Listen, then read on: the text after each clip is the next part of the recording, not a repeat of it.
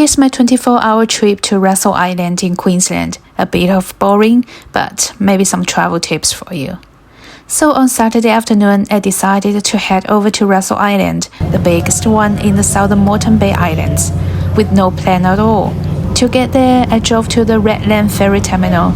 You can send your car over if you want. Instead, I paid 50 cents and hopped on the ferry on foot. The ferry stopped at a few other islands before getting to Russell, then headed straight back to Redland. So if you're keen to check out all the islands, you're better off following the order. Anyway, about 40 minutes later, I rocked up. As I walked to the motel, I saw a real estate office, a bottle shop, a library, a police station, an ambulance service, an IGA, and a cafe. And then there was the motel.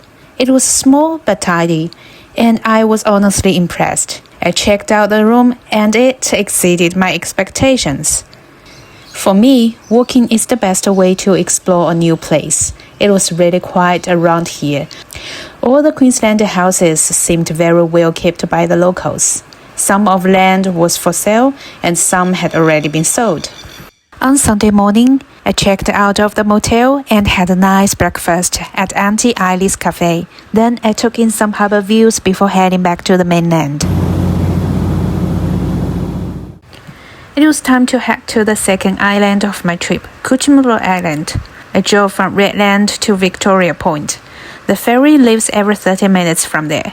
I'd been to this island about 2 years ago, but this time it had a completely different vibe. It was around lunchtime, so I went to the beach bar and ordered a barramundi meal and a stone and wood. A lovely dog watched me and a few birds were having lunch right along with me. There was a small gallery run by the house owner, featuring her work alongside that of other artists.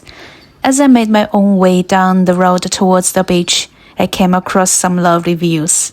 A baby crab went scuttling across the sand, and then I spotted a whole group of them crawling towards the water.